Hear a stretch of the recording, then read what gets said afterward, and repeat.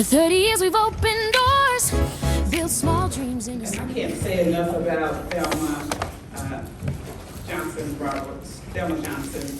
She has been an amazing board member for GMEN for the majority of those years. Without her support, her guidance, her stepping in when all of the board members had stepped away, here we could always count on Albany Community Together. And it was so fitting that about a year or so ago, we had a gathering down in Albany. And at that gathering, we had supporters come through from USDA. And that launched our ability to create broader support across the state of Georgia. So we are excited today to be able to continue that work, and under this, what we call our GMEN30 year, where we'll be actually celebrating our 30th anniversary in January, but we said, let's just party all year long. Let's take the whole year to talk about, to share opportunities, to kind of curate events and summits, to connect our rural communities to our urban communities, to really expand support and expand partnerships and expand collaboration. So that's what this kind of slightly intimate gathering is, our opportunity to bring the state together. Those who typically kind of work in silos, our mind says we need to be working as a network in order to get businesses from where they start. We have a lot of startups. But what we want to see is that long-term goal.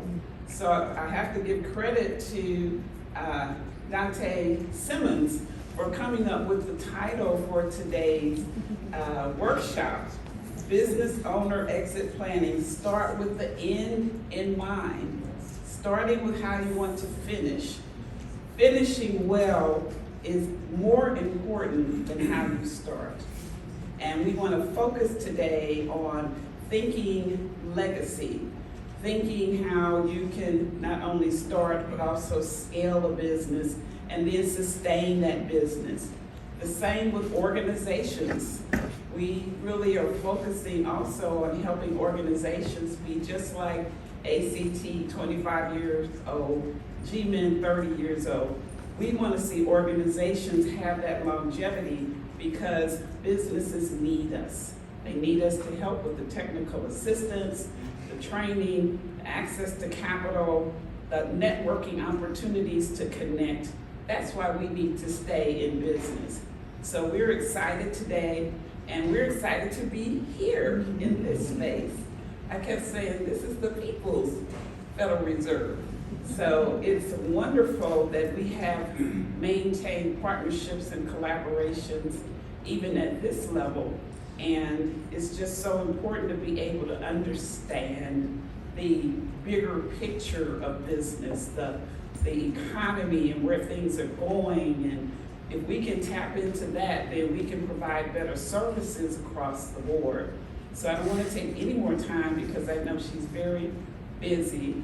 But again, an ongoing partnership, an ongoing friendship that we've had that's allowed us to come into this space on several occasions. Karen. Elizabeth, thank you so much. It's a real pleasure. And Thelma, too, another really great partnership for a very long time. So my name is Karen Leone de Nie. I lead the Community and Economic Development team here at the Atlanta Fed. And it's a real pleasure to have you all here in the building. You know, as Elizabeth said, we know it. We talk about it all the time. Small businesses are a big driver of the economy. They're major employers. They provide services. Okay. I need to keep talking loud for a second. They provide critical services. They make our communities real and genuine, and they make them authentic, and they make them unique, and they make them culturally specific. So we know that small businesses are really, really critical here. And while the Federal Reserve is always looking at the whole economy, that is always part of what, that's our job, is to look at the whole economy. The economy has many parts and many pieces, and it's never all operating in the same way, having the same experience.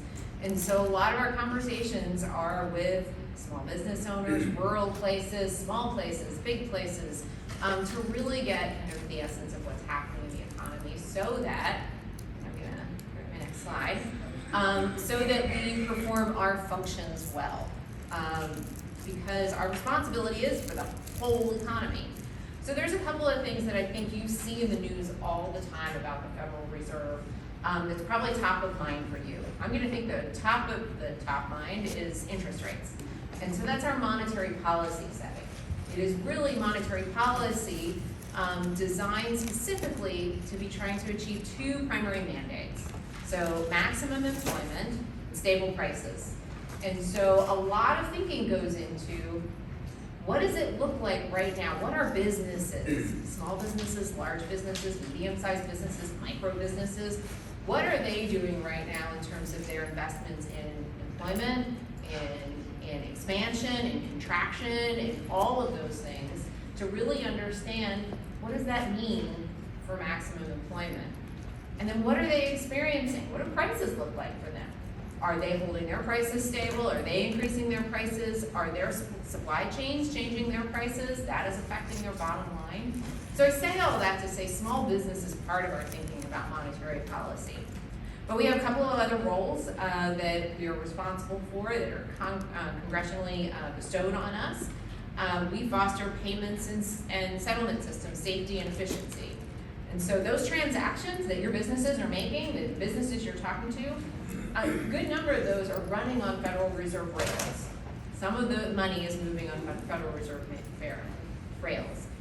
If you go down to our museum and you look at what's happening at the very back of our museum, we're also moving cash. So cash is moving from one place to another, and it a lot of times is coming through a Federal Reserve bank like this one. Another role we play is supervising and regulating financial institutions, and I am sure you care about that because you want to make sure that financial institutions are serving the needs of micro and small businesses. That both services, whether it's banking services, saving services, credit card services, but then also lending. So are they able to access credit in a way that is fair and transparent and well-priced? Altogether, our role is also in maintaining the overall stability of the financial system. So you'll see a lot of research out there looking at how our very complex financial system works together. There is not one engine that drives the financial system in the United States. There are many, many. And so we've got a lot of economists in all of the Federal Reserve banks across the system and in the Board of Governors in DC, really monitoring and checking on that to make sure that our safety and soundness expectations are maintaining a very strong financial system. And then my favorite part. So the fifth function of the Federal Reserve is promoting consumer protection and community development. And so that's what I lead here in our bank. We have 12 banks across the country that all have folks like me and like Mary and Aaliyah and others on our team who are working on community and economic development issues. And we do that specifically aimed at supporting low and moderate income communities, individuals, households, so that they become economically mobile, so that they see economic opportunity. And the way we do that, unfortunately, the only money we give out is shred. So we don't have money to give, but we do research, we collect data, we set tables, we host conversations, we look at policy implications. Our neutrality, we are not political in any way. We have no money to give, we are asking for no money. That neutrality means that we can be a really important voice in understanding what's happening and then informing policy, practice, loan products, all of those things, so that we can kind of get at this end goal, which is economic opportunity broadly available. So that's what I was asked to do here today, was to kind of give you a lay of the land of why we're here and what we do, but also try to relate it to what you all do. So I just want to say thanks to you. The work that you're doing in Georgia is really important. I am excited to hear about some of the new expansion in the rural areas. That is really exciting, and again, really important work. My last job is to actually turn it over to our headliner, which is Aaliyah Price is going to take it over for me. And I want to share a little bit about Aaliyah. Aaliyah also, she works a lot on small business issues. She works on our small business credit survey that you're going to get to hear a little bit about. But she also works on our Southern Cities Economic Initiative. And what she does with that group, and you'll get to see her do a little demonstration of it here today, is she brings data to life. She shows you what the data means, and then she talks about it and gives a narrative that helps people use that data to make real informed decisions. And so with that, I just want to say, Aaliyah, thank you so much for doing that today, and join me in welcoming her.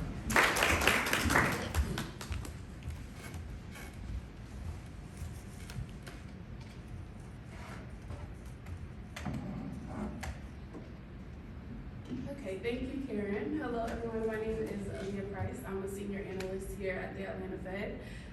I'm going to go over a little bit of our small business credit data here in the state of Georgia. It is a national survey, which I'll get into that. I'll get into what the primary reason is for the survey, what we try to gain out of that survey. But first, I'm going to start with a little overview of what our team does. So, as Karen said, we are part of the community and economic development team here.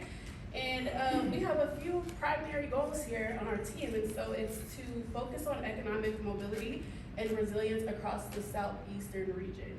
And we do that in a few ways. So our work combines our research, community engagement, and data tools to inform policy and practices, which all of those are publicly available on our website as well. And we have a great team that builds out a lot of data tools.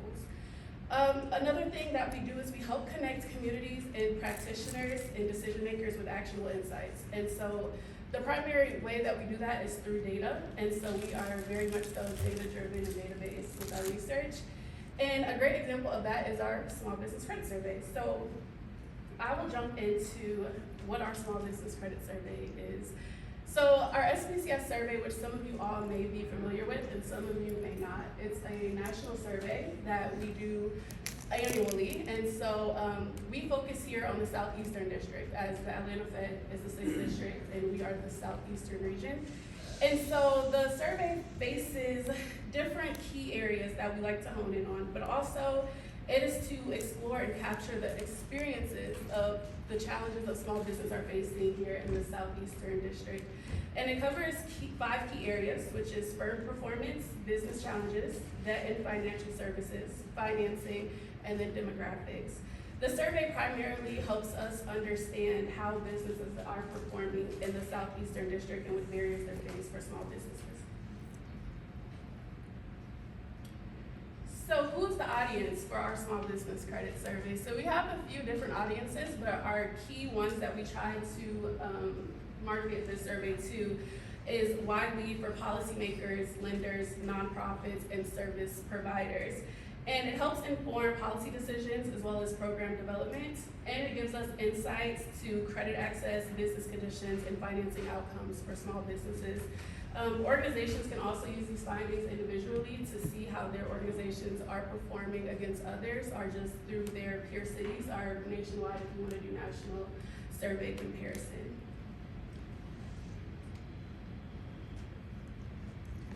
So this is our first data slide, which is the key demographics of the small businesses that were part of the survey for the state of Georgia. And so what you can see here is that most of the organizations in Georgia that were surveyed are very small employers. And so what that means is that over half, what you can see here is 57% of employers that were surveyed are between 1 and 4 workers. So that's what we mean when we say very small businesses who took participation in the survey. Nearly half of those firms have been operating for more than 11 years, highlighted along as business longevity, which you can see on this slide as well. And then minority businesses represented about 29% of those that were surveyed. And so what we considered as minority businesses in this survey were any that weren't white-owned. And so you can see white-owned, of course, makes up 71% of that, which is majority of the survey's respondents.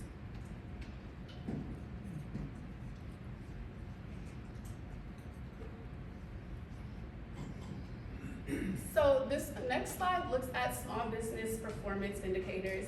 And so the heading of this slide is that we see that businesses are doing slightly better than they were the year before, but also they are not still at their pre-pandemic levels. And so the pre-pandemic levels here that we speak of are the COVID-19, which happened around 2020, so it's been about 6 years now. And what we're seeing is that businesses are slowly improving, but they aren't where they were pre-COVID. And so we're kind of taking a look and monitoring the climb that businesses are having back to their baseline before COVID. And so we see that we're slowly getting there, but we're not nearly as what it was. And so on this slide, you can see that 46% of Georgia firms reported increased revenue over the prior year, which is pretty consistent with the ones that were in 2023 and 2024, which was last year's survey.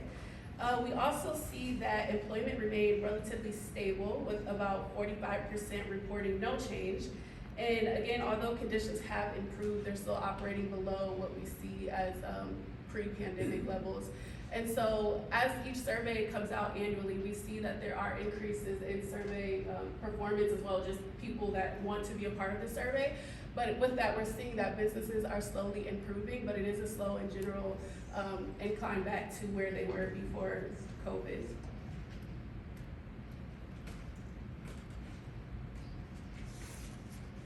So this slide looks at our financial challenges. What firms reported were the primary financial challenges that they've seen?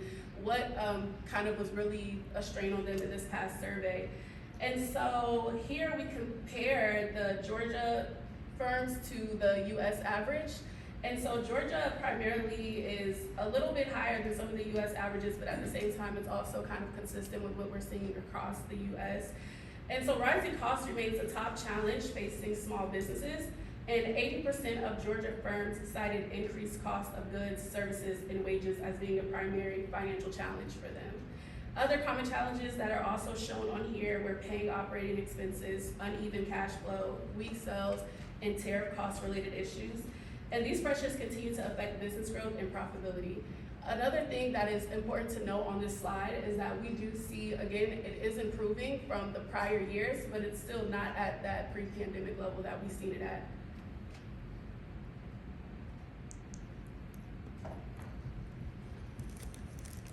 So now that we looked at the financial challenges, we're gonna take a look at what financing alleys that we're seeing through small businesses. And so again, I said we are part of the 6th district, which is the southeastern region. And here you can see the state of Georgia compared to the peer cities of our district. One thing it is important to note is that with this survey, we have a certain amount of respondents that allow us to be able to report data for a state. And so if there's not enough respondents, we can't put every state in the southeast here, but we can do the ones that have enough small businesses that participated in this survey. And so with the financing, we see that access to financing remains an important issue for many firms across the 6th district. 38% of businesses nationally applied for financing in the past year, and Georgia businesses applied at a slightly higher rate than the national benchmark. And where that national line is that dashed line straight through the middle of the slide on your left of that chart. That is the national average. And so the primary reason businesses sought financing was to cover operating expenses, and you can see that on your right side of the slide. You see that Georgia is not far behind Florida. We see Florida reported more of a strain in that sector, and Georgia is not far behind. And other reasons include expansion opportunities and maintaining access to future credit, which was something new in this survey, is that we've seen that a lot of businesses are actually applying for financing so they can expand. And that is a hope to continue to try to gain more profitability in their organization and in their firms. So I talked a little bit about how we do this survey, or what the survey is, but how we do the survey is that during this time, through the summer up until August, we recruit small businesses and small business partners to be a part of our survey. And the survey doesn't just benefit here at the Federal Reserve, but it benefits individual organizations. And we actually have a unique little twist to it. So for partners that have more than 50 respondents, you can get an individual partners report. And what that is that we will take the data from your organization and the clients that responded on your behalf, and we'll be able to give you a report to see exactly where your organization is or where your small business is compared to those that are the rest of the district, or you can use it to look at other partner reports, national, depending on what the data is trying to show you. So right now we are in a partner recruitment area, which we are looking to recruit partners for the survey if you're interested in being a part. And that QR code on the left side of the screen will give you the direct access to our SBCS website to be able to join as a partner. And then in September, we deploy the survey. So that's when our survey goes into the field. You'll have different communications, we'll have partner calls, we'll have resources for you all to take a part of. And that just helps you to be able to adequately deploy that survey to your people, to be able to use the link, to be able to use the resources to get the benefit that you need out of it. And then in the spring of 2027 is when the data will be clean and be publicly available. And that's when we start doing reports and letting people know kind of what we've seen. And one thing here unique at the Atlanta Fed, Mary and I actually, we published a one-pager each year of our 6 districts data, of those who do have data available to make a report. And so that's also available on our website. We do have some coming out this summer for Georgia, for the city of Atlanta, for Tennessee, Alabama, Florida, Miami, and that's going to be coming out soon. We don't have our one-pagers exactly ready. They're in production right now, but those will be available too if anybody wanted to be able to see the data and have more data and can.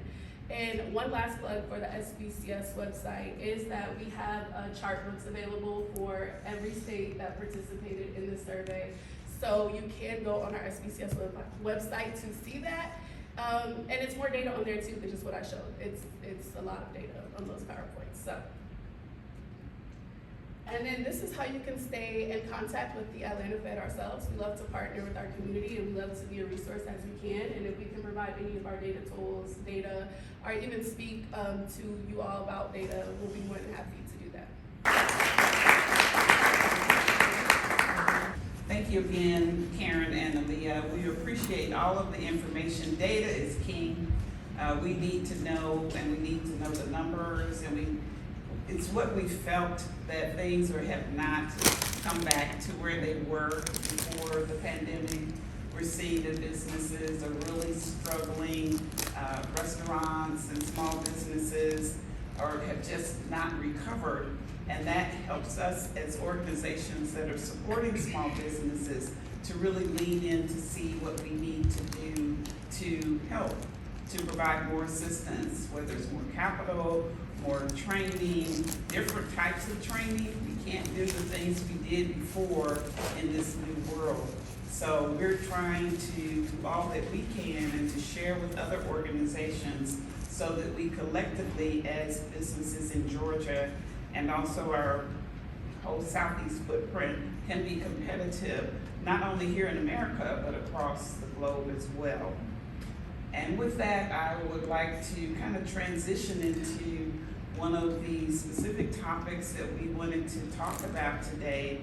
How do we help businesses not only to sustain, but to thrive, to grow, and to sustain themselves?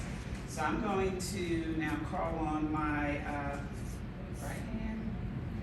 I'm left-handed, so I usually kind of go my right-hand man, Adam Smith, who is our COO, to kind of provide a framework for the next presentations and conversations. Adam.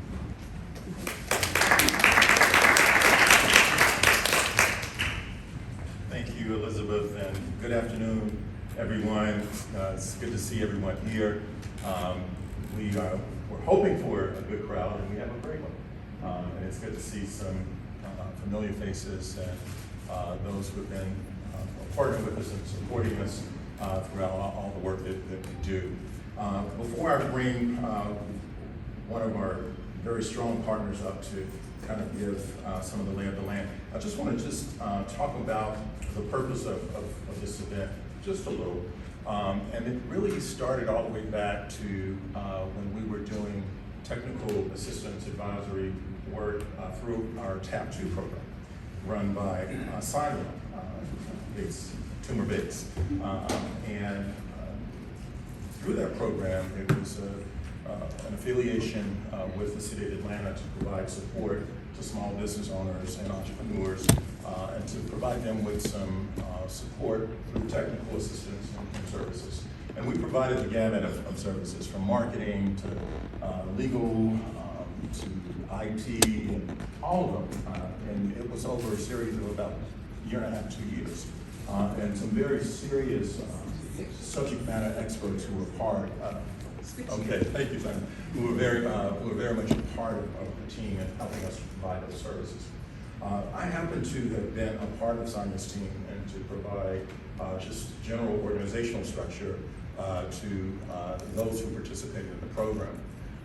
And the way that it works is that Sonia would kind of screen them and then say, okay, Adam, I want you to do this, or somebody else, I want you to do that. And so there was a very prominent family, Atlanta family, I won't say the name, but if I did, you'd know them very well. And they were part of the program. And so they came to my session and they wanted succession planning. And we were not prepared to provide it. Not prepared in that we didn't know what to do. That wasn't something that we were used to doing because we were so used to providing marketing and IT and other sessions, you know. So this kind of came out of that, and we now recognize the need for succession planning, that we don't do it enough.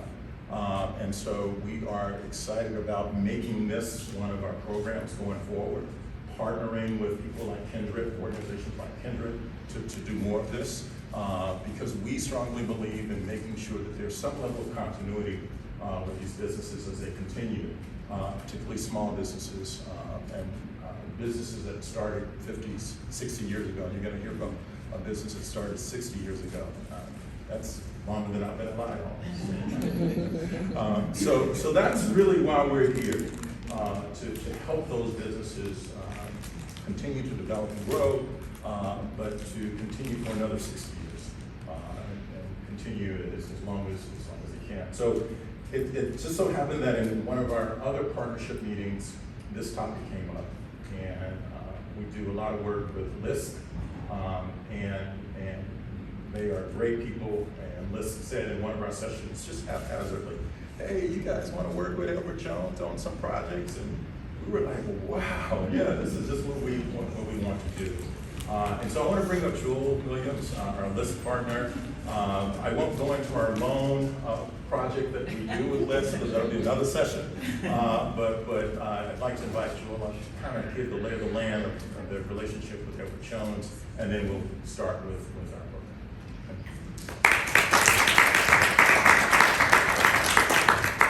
Thank you so much for that introduction. He's talking about our Flex Fund. We always got to throw it out there, right? It's our micro lending program that we have found an immense amount of success, where we found that the technical assistance pre, in between, and post is the key to many of these businesses being able to pay back with the flow, right? So I'm so proud of them. They become my pseudo underwriters, and I'm like, they got it, right? So thank you all so much. But as Adam alluded, this today is about succession planning, right? So for some, it is about selling a business. I'm tired, I'm done. For some, it's about legacy. I want to leave this to my children. I want to be able to, pass this business on. And so I'm going to kind of start from there with my own personal story, because I'm an entrepreneur, been an entrepreneur for 30 plus years. And so when my husband and I decided a few years back, we were like, look, finally, right? It took us so long to get to this point, right? Because I'm telling you, when you're an entrepreneur, that thing be your baby. It's Monday through Friday, Saturday, Sunday. You're on the beach. Let me just make this one call, right? Because that's who you are, seriously. So finally, once we were finally let it go, we were like talking to our adult children, like, okay, Mom and Dad, we ready? You guys ready? They was like, ready for what? I was like, we'll take over. No, Mom, I don't want to do that. I got my own dreams, I was so in my feelings. I was like, are you kidding me? This is how we ready, shoot, put you in these schools, And they're like, okay, well, that's great, but I don't want to do that. Oh, I was so upset. But it really, really resonated with my husband and I. We had no succession plan. We assumed that these kids would take over. Now, a little caveat, now they're calling me, oh, Mom. I was like, huh. But anyway, I didn't have a succession plan. So I was at an event for the Center for Community Black Enterprise. And a young lady did a presentation called the Silver Tsunami. And in that presentation, she talked about the fact that you have so many boomers, so many people in a certain age bracket, not me, but other people in that age bracket that are ready to retire, ready to come out, right? But they have children that are not wanting to take over their business, they don't know what to do. But they're not ready either. And I said, oh my gosh, that's my personal story. I was right there. And at the time, I was doing some things, this was doing some partnering with Edward Jones in some other areas where they were offering some wonderful opportunities for small business and grants, right, that they wanted us to keep on the down low. But they were the actual sponsors that were actually doing those grants. So in doing that, me being me, I went to my ED, Dale Roy, and I said, Dale, we need to do this program.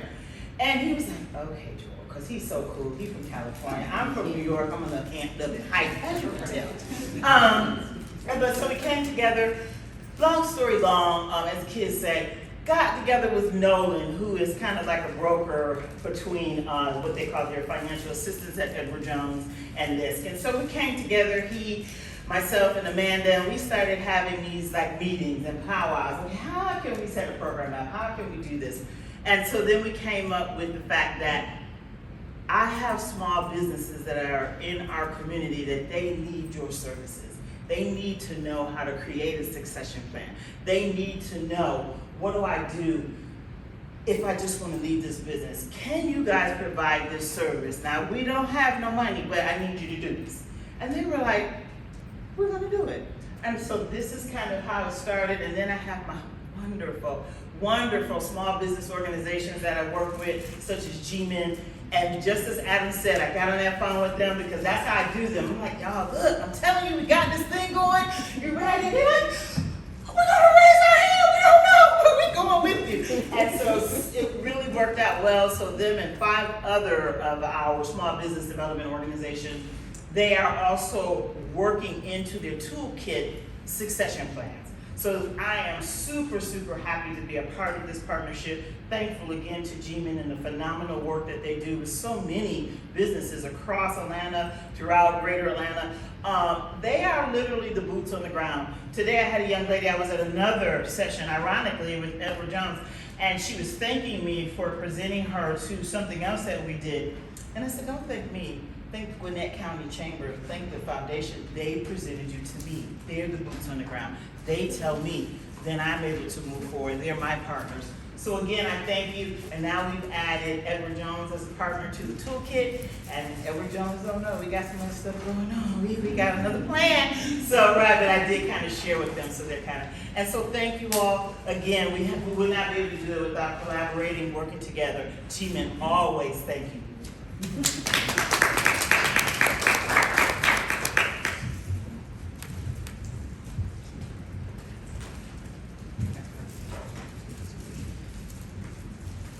All right, thank you, Jewel.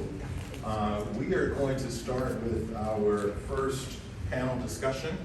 And I'm delighted to invite the team from Edward Jones to come up. There's a PowerPoint presentation, but we have Donte Simmons and Britt Jones. I thank them for being here. We hopped on a call back in April, maybe latter March, and we've been communicating ever since through Zoom, through text, email. Donte and I have called each other late at night. They've come up with great topics, proposed not just the topic today, but other topics that we're hopeful to be able to present sometime in the future. But we're delighted to have them here to present their expertise and to share what you guys share with us. Okay.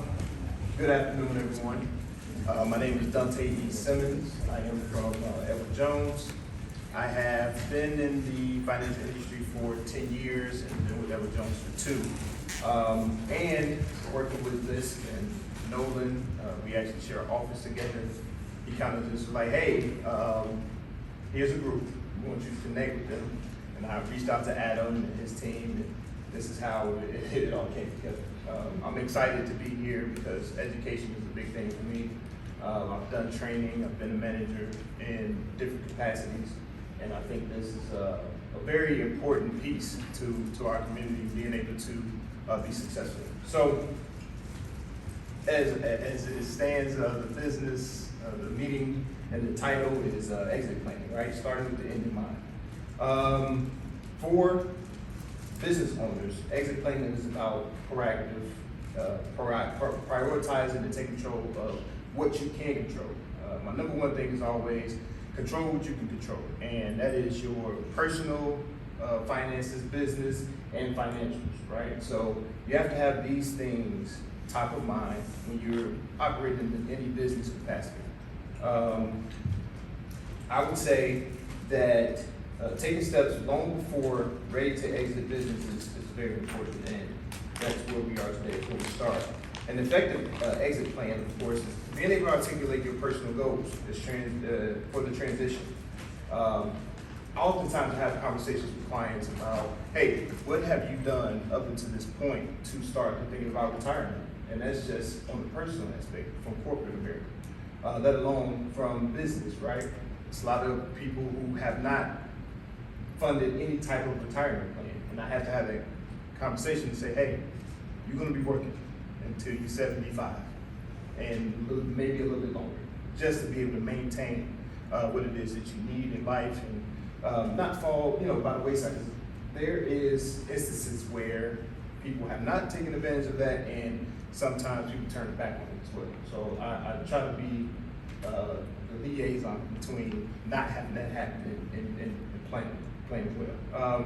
Identify personal financial needs, of course. Highlight ways to increase value, marketability for the business prior to transition.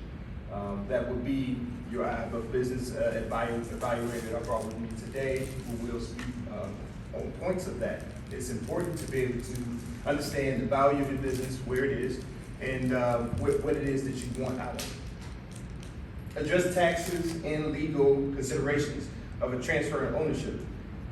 Taxes is going to be the number one thing that a lot of people worry about, right? Because there are people who are high earners. When you're thinking about retiring or transitioning your business, that taxes plays a part in that, right? You want to pay the least amount of taxes as possible. Who wants to give the government more money? No, that's what I thought. So it's important to have that plan in place as well. Ways to alleviate that as much as possible. Let's see here. So with that being said, why you should start exit planning now? 80-90% of the amount of the net worth most business owners have invested in their business. If you're an entrepreneur, that makes perfect sense, right? But then 70 to 80% of those businesses that are looking to transition or get out of business do not sell because they didn't take the proper steps, evaluations, and get a team together, professional team, to be able to address these issues prior to legal. Whether you're starting to think about stepping away or that's far in the future, it's never too early to start thinking about exit strategy. Proper exit planning can inform business strategy by providing context for decision making and can help improve the value and marketability of the company. Your exit plan may have implications for whom you hire, how you invest in the business, and even how you finance operations. So prepare for the unexpected. Proactive exit planning can help prepare for business for unexpected. It's the 5 Ds, right? It's death, disability, disaster, divorce, and disagreement. We live in Georgia, right? And the divorce rates can be high. So that's a part of it. The two things that's guaranteed is taxes and death. So we all have to prepare for that in some shape, form, or fashion. And then, of course, the other disaster, which we have no control over, is one thing, but and disagreement is another, right? Some of those things we have more control than given, or than most will believe. So 5 steps that we will go through in reference to just transitioning the business, selling the business, or altogether, when you step away from the business. Build your professional team. Edward Jones is in the middle. Why? We're talking about your legal professional, taxes, your banker, valuation professionals. We want to be a hub, right? This is where you can go, have that conversation, build a relationship, because relationship building is extremely important in every stage of business and life. And we want to be able to, hey, we have or a list or a group of people that you can work with that we trust, that you can definitely get the necessary information that you need to be successful in what it is that you're trying to accomplish. Let's go here. Next thing.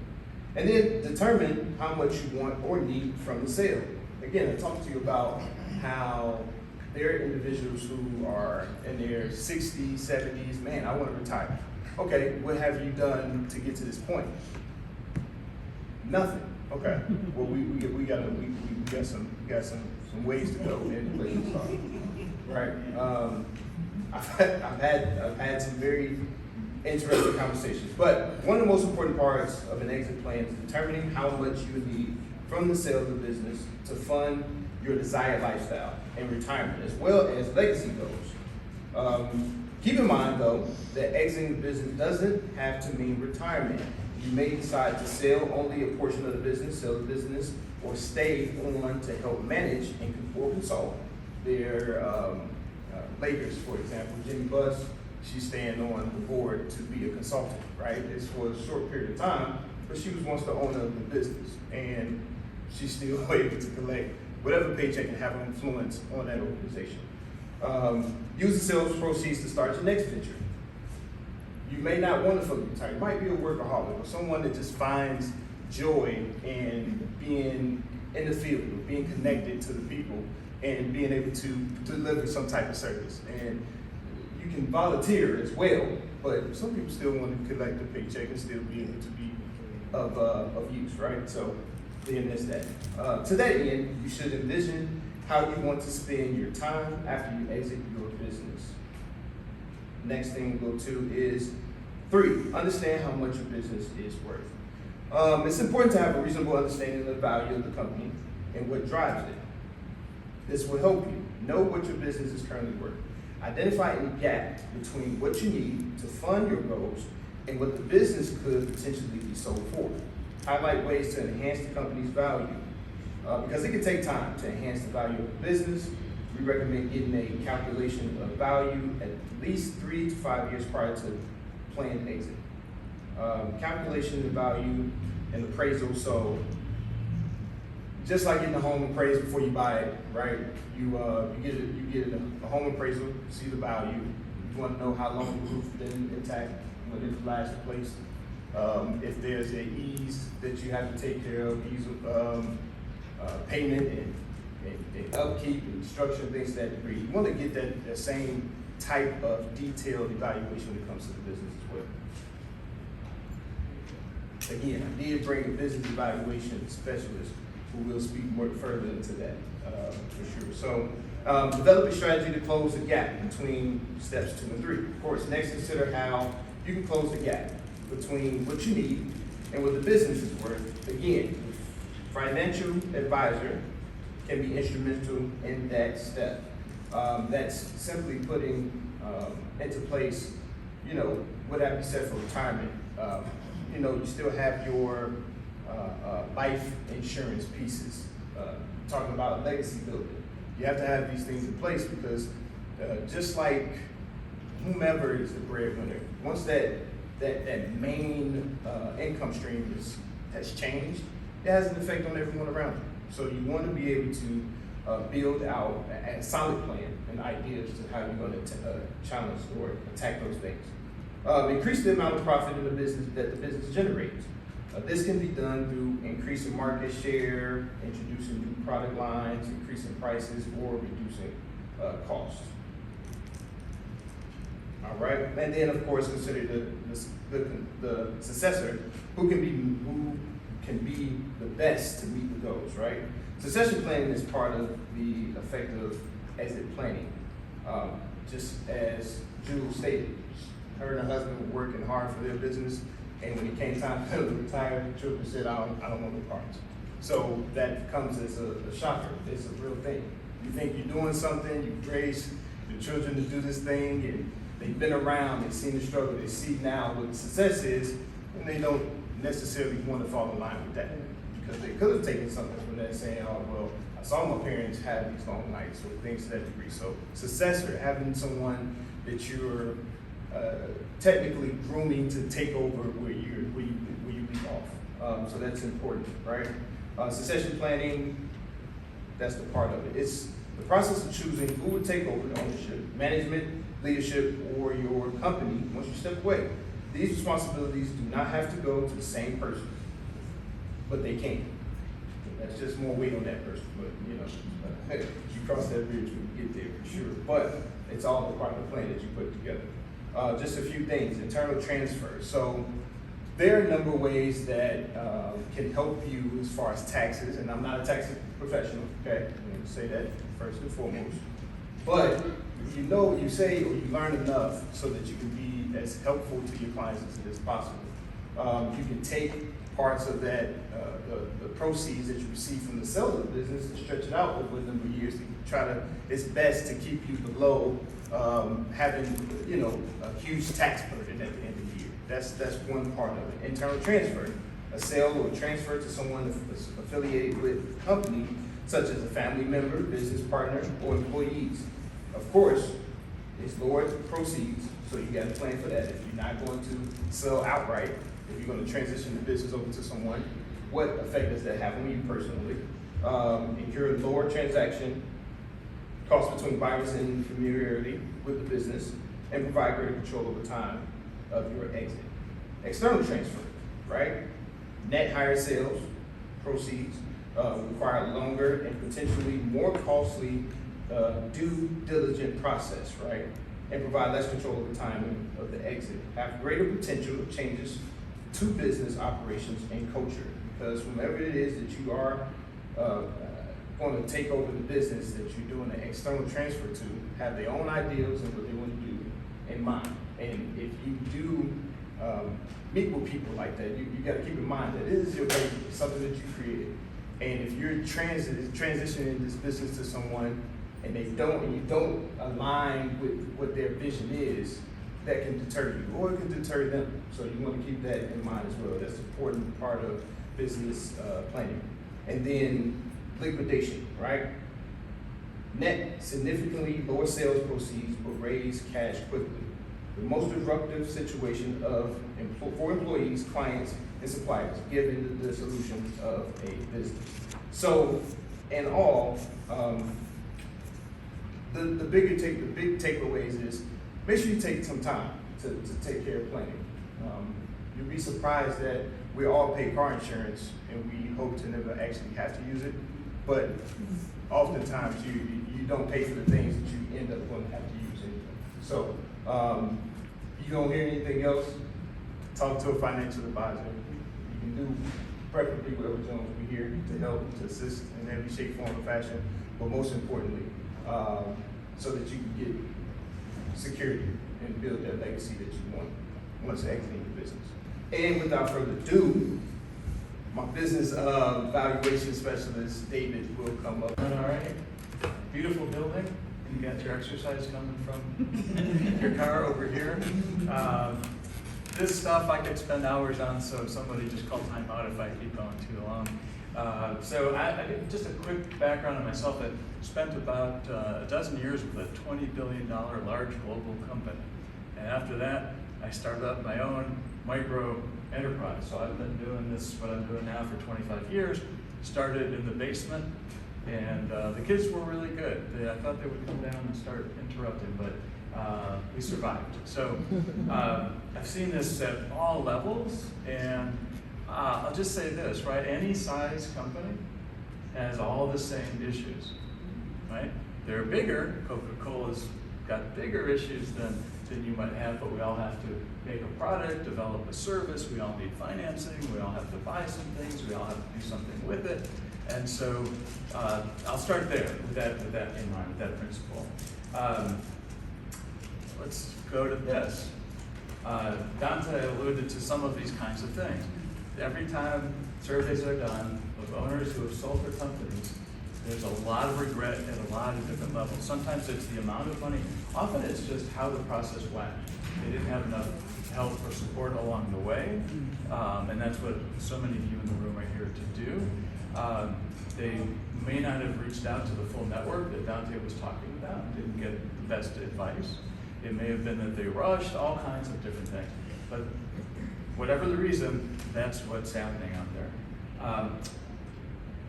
A lot of owners haven't been through it before. In fact, the vast majority have not sold the company before. So how could they expect to know all this?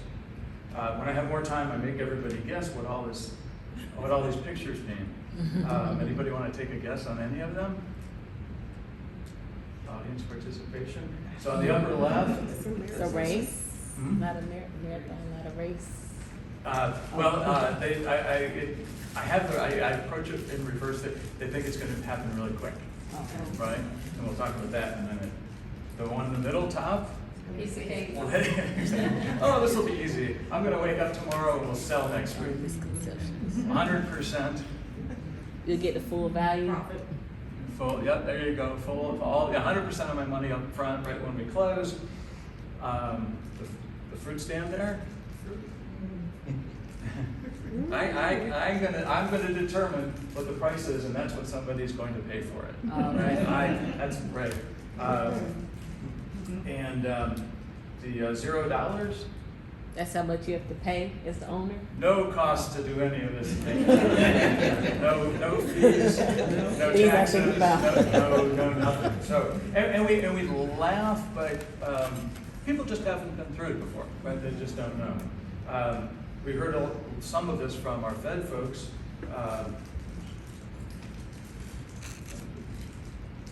There we go.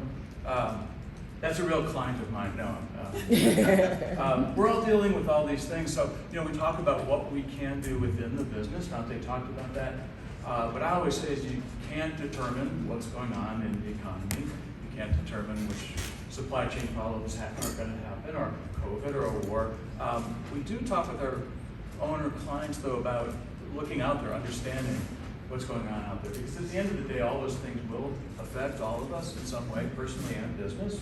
So I just kind of, what the sad thing is, most of these bullets on this slide have been on this slide for 10 years. Most of them are universal. They never stop. So what is exit planning? Donte talked about that. If I say, what is exit planning, what would you say? Planning to exit. Planning to sell. So here's how I define it, right? And it gets to people putting it off or not doing it. Exit planning is just running your business really well, right? And everything that that means. If you're running it well for 20 years, it might be easy and you might get the price you want. The problem is we never focus on it. And if we never focus on it thinking we're going to sell it or planning it. How much do you need? Who's a business owner or was a business owner? Do you know how much money you need? I didn't say one. So that's where I flip it back to Donte. When we work with our clients, there's two things up front. We want to do an estimate of value, right? An estimate at the outset, and we want them to go and talk to their financial advisor and do a plan, so that we know we've got this company, we know what it's worth, and now we know how much we need based on our personal financial plan. That's that gap there. How could anybody make a decision about selling or not selling when we don't even know what we need? And so those two data points up front are really a powerful first step to that plan, right? Because if you do those two things, you might start crying with that huge gap, right? Sometimes we do find owners where the company actually is worth more than they need, and that's a wonderful thing. But either way, you know where you are and you can make intelligent decisions. All right, who's heard about the business owner? Usually it's the old guy in the boomer that we were talking about who sells the company and 3 months later drops dead. Retirement too. Yeah, and there's all kinds of things in there. I won't get into that. I'm not a health expert, so that can be part of it.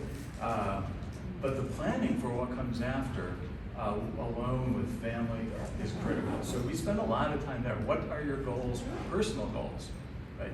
You're gonna have potentially a lot of time. Both of my parents were 95 when they passed away. My dad took that standard 65 retirement, and they had 30 years to go. Good. Now they ended up being very involved in the community and half raising my nieces and nephews, and so they had that picture set out, but not everybody does.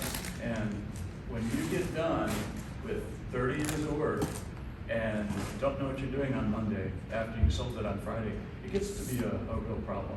It really is.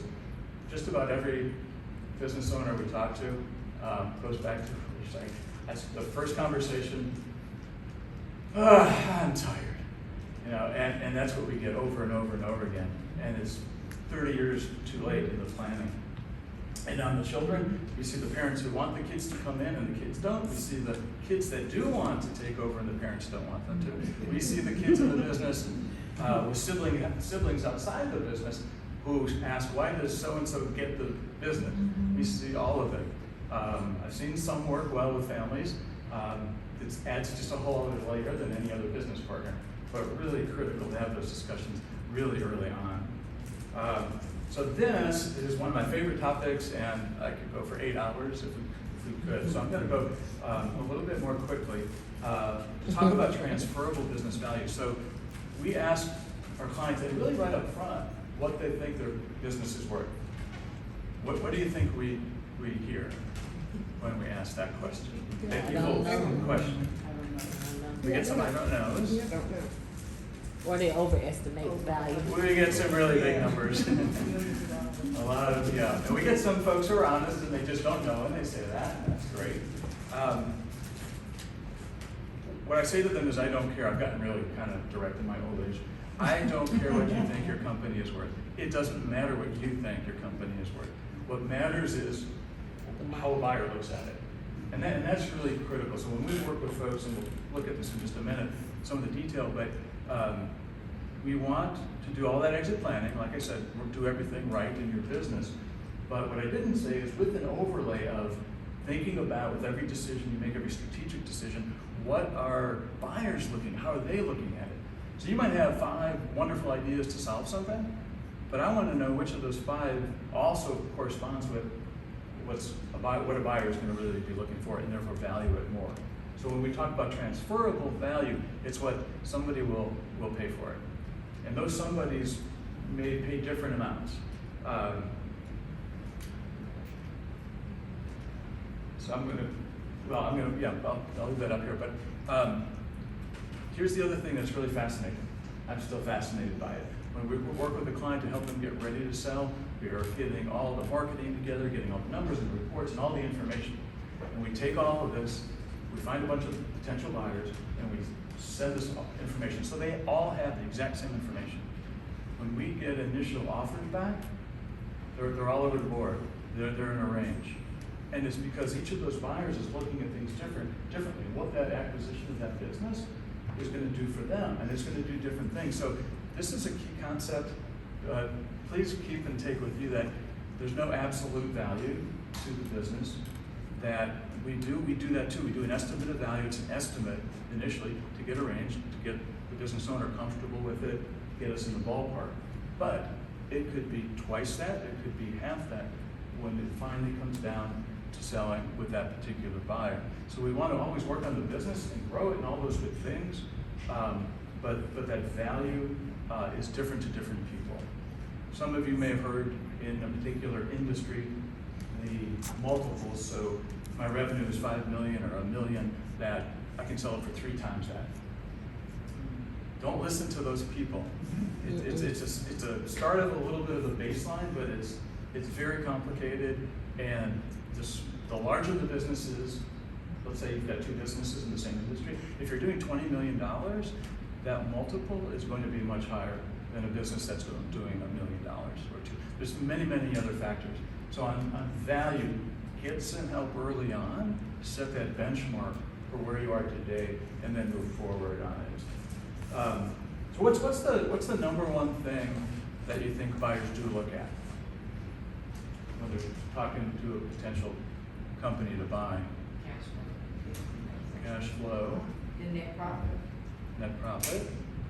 Operations. Sorry? Oh, I was thinking line of the industry. Okay, yep. Potential, Goodwill, potential. potential.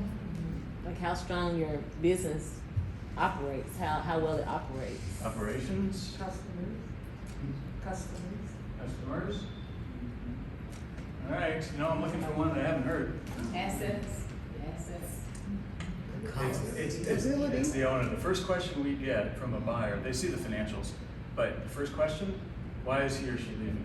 And part A of that is what's wrong with the company. Yeah. But part B of that is, it's what we've been talking about a little bit this morning. If the owner's doing everything, right? If they're the only one who can access the bank account, do payroll, if they're the only one who can fix the machine on the floor, if they're the only one doing sales, and on and on and on. Do you know any business owners like that? Oh, yeah, me.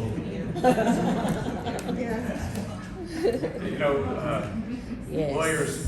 Lawyers in school, are taught to only ask a question they know the answer to, and that's what it is. But that's it, right? Because if I'm coming in to buy the company, and all the knowledge is walking out the door, I may not even buy it, but if I do, I've got to take that price down dramatically so I can start hiring and all of those good things. So that is maybe my second biggest takeaway is make yourselves irrelevant somehow. It can be internal folks, it can be some outside help, get somebody to help a couple hours a week on marketing or accounting, whatever it is.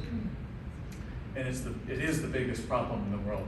When we're working with folks, it's the first thing we spend months on, and it's tough. I've been doing this for 30 years. I've done all this stuff. I can handle it all. And they can sort of handle it all, but it's decreasing value when they do that. When we explain that, they start to get it. I don't want to take a lot of time on the slide at all today, but I want to point out if we put basically anything that can be happening in a company into these 10 categories, and we hone in on it, but we hone in on it again from a buyer perspective.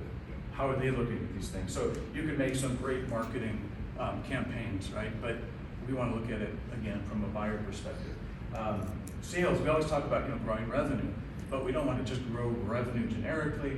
We want to say, okay, we want to diversify across industries. We want to not have too many clients, too few a number of clients doing too much of our revenue. So if I've got 2 clients and they're doing 80% of my revenue, that's not good, that's risky, one goes away. Recurring revenue is beautiful. The monthly charge on your Netflix card or whatever service you're using, that's golden for buyers, right? Because people stay on there and it sticks and it sticks and it sticks, even if they don't necessarily want to. Your team, these days especially, if you have people working for you, again, if you're a business owner, if you have challenges finding good people, talk about what's going on in the economy now, it's really tough, right? If I'm a buyer and you've got not just a nice company, but some really good, strong people in there, that's gonna add to value. And then all kinds of things we'll talk to later, but the personal prep, that number 10, we did talk about it. It's not just the owner getting done and having nothing to do, but it's the whole family. And what we see often is these owners get even up to maybe a few weeks away from closing, from selling, and they get cold feet. Think about again those boomers who've been out there for 30 years. Their whole identity is their business card. Right? We see some folks, especially when they're in a kind of a smaller town and they're pretty important in the town. And we do see that a lot, so that's really key. Make that plan for after the fact. Donte talked about the advisory team, and I can't emphasize that enough. The attorney, the CPA, the financial advisors, if you're working over a few years, get input from the other areas, find those marketing, supply chain, IT consultants. It'll cost you a little bit of money, but you've got to get it done. So just quick summaries, get the estimate of value, understand your personal financial plan, get in the buyer's head. That's like the biggest thing. every day's decision from a buyer perspective. And then set a date, set a time and a value. You can change it 100 times, but if you've got that in front of you, you're working towards it. It'll be helpful. And have a plan. Last thing I'll leave you for those of you who are business owners, what are you gonna start doing tomorrow differently than you did today? That's it. Thank you.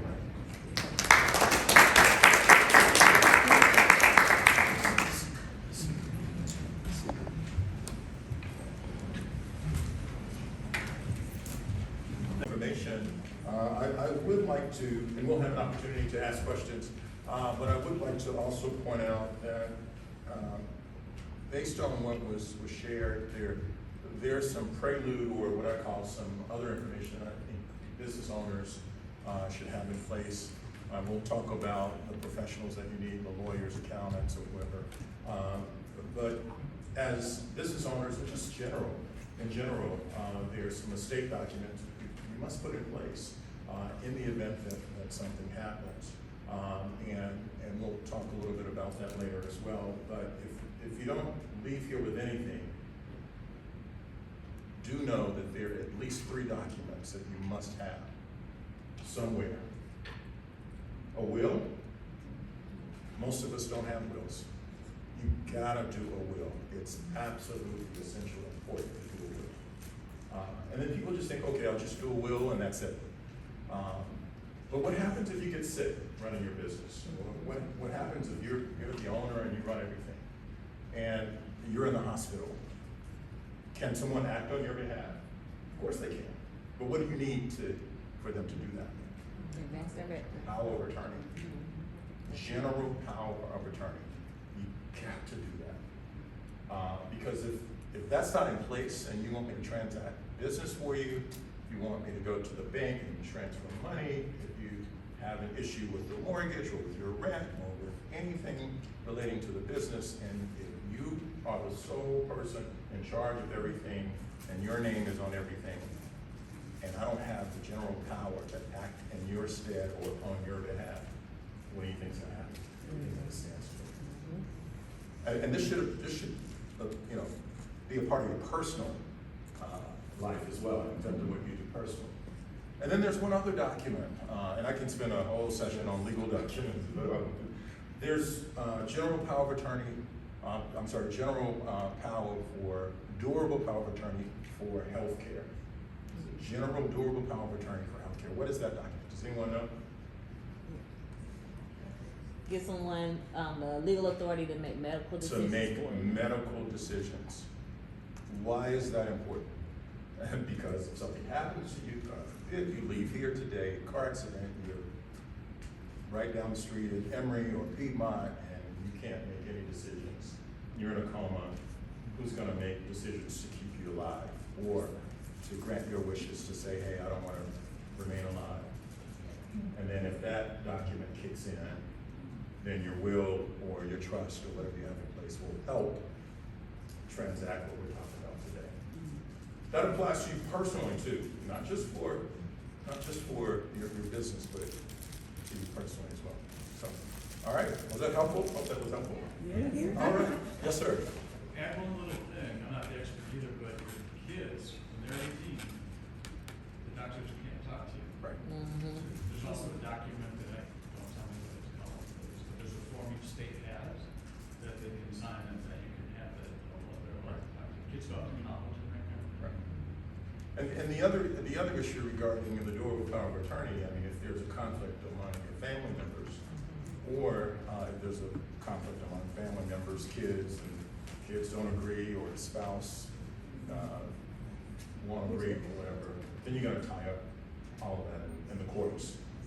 And so you're gonna have litigation, and the hospital's not gonna touch it, and then you're gonna deplete all your assets by having your family fight in court. So this is something to keep in mind as we talk about this.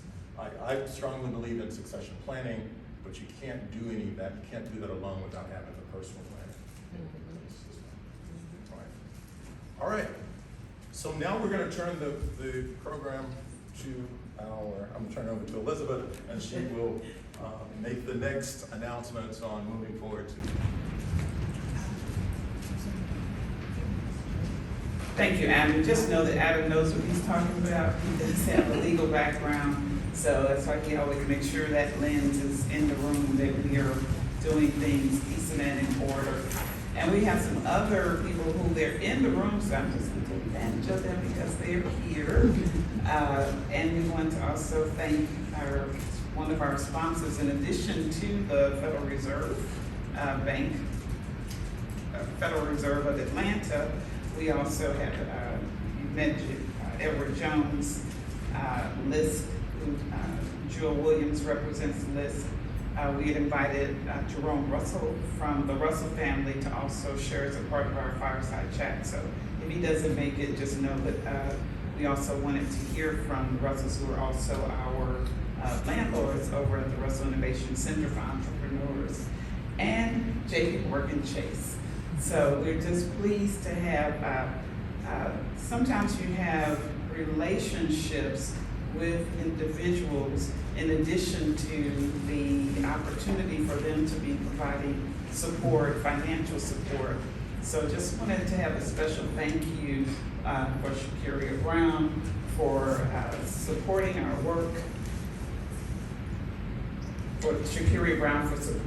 work, and all of our connections over this year. JP Morgan Chase is underwriting that and supporting that. So I just wanted to give her a hand. JP Morgan Chase is also very instrumental in our training classes, pretty much all of our training classes. One of our classes we had for maybe 2 years was in supporting individuals who had been incarcerated, and they were coming through our classes to also start businesses. And JP Morgan Chase staff came in and taught some of those classes. So that's just saying, that type of partnership where it's not just, the financial support services, but also coming kind of into the community and providing that level of support. We do so much appreciate that. I mentioned earlier that we are a statewide organization, so not only do we work here around the Atlanta metro area, but we're also around the entire state. You all have met our board member, Thelma, who is a part of Albany Community Together, but we also have in the room our newest partner, who is our GMEN coastal partner, our GMEN on-site in Brunswick, Georgia. So I just wanted Tracina both to stand, so let you all see her. She is building out an entire office for us in Brunswick, Georgia, and we will be there this week, later this week, providing training and bringing some of our resources that we have had kind of traditionally here, where people come to us. Well, we're going down to, people forcing us to go to Brunswick, but we love it. We fell in love the first time we went, and we keep going back, and we have made our a stand in Brunswick. We want that to be one of the sites we have in a rural area, because it is such a lovely community, and they've been so welcoming. So we're pleased to have Tracina Bowe as our partner down there. She's also an entrepreneur with the Brown Butter Shop right there on Newcastle. Fabulous shop that we are partnering with as well. Let's see, what else? Got one specific. Oh, and because she's in the room, Miss Veronica Clendon attended our session and presented when we were in Albany. And it was so impactful because it specifically dealt with rural and as well as farmers and landholders and individuals who had either had not been able to bring their family land back into the next generations, or they were possibly losing that land. She came in and has supported that work, and we just want Veronica, if you wanted to stand and introduce yourself and talk a little bit about your work, we want to give you that opportunity as well. Okay, well. Hey, good afternoon, everyone. I'm attorney Veronica McClendon, and what Adam was just saying about estate planning, I was nodding like this because I'm an estate planning attorney, and I also do succession planning for small business owners, particularly farmers. And so my office is located in Macon, Georgia, McClendon Law Consulting. So like I said, we do estate planning, succession planning. We also help people with heirs property, so that family property that's been in the family for multiple generations, helping families to reclaim their property and actually move it into the next generation so that it's continues to be an asset and a valuable resource to the family. And then we also help families with estate administration. So just like what Adam said, what we just talked about with business succession planning, a lot of times families don't have a plan for what happens to their assets, to their businesses. And I like to work with families who already have everything planned out, but a lot of times I work with families who did not have everything planned out. And I see the fights, I see the estate value decrease, I see what happens when families don't have a plan. And I also get to see when families do have a plan, and I definitely prefer for myself and for my clients that having a plan, I prefer that they have a plan when they pass so that their family's not scrambling at a time that is a very challenging time in and of itself. So that's what I do. I'm so glad to be here. Drove up from Macon this morning and had to be here for this because, like I said, I do succession planning and I want to see what you all are doing and get to meet all of you. So I'm here, would love to meet anybody and to see how we can work together and serve people and help more people to get succession plans in place. So thank you.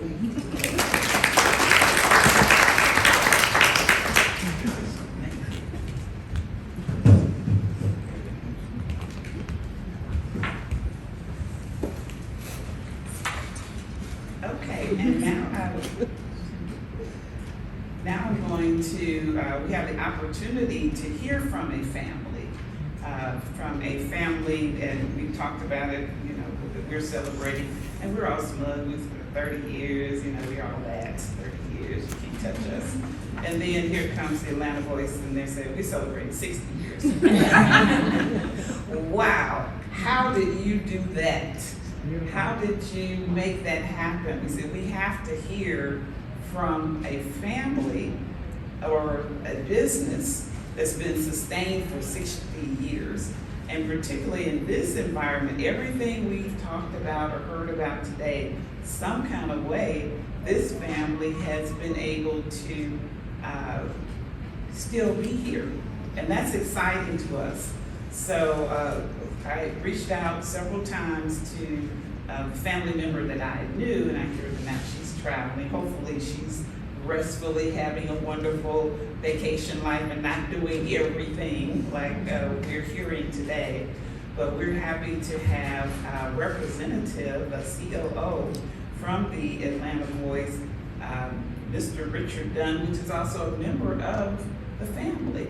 So we want to have him to just share, and then Adam will come back and we'll do a fireside chat and have all of our speakers here, and then you all can ask all of them questions. And I'm going to ask Veronica, since she did come up here, she can also be a part of our fireside chat as well. Mr. Dunn, if you don't mind. Yes.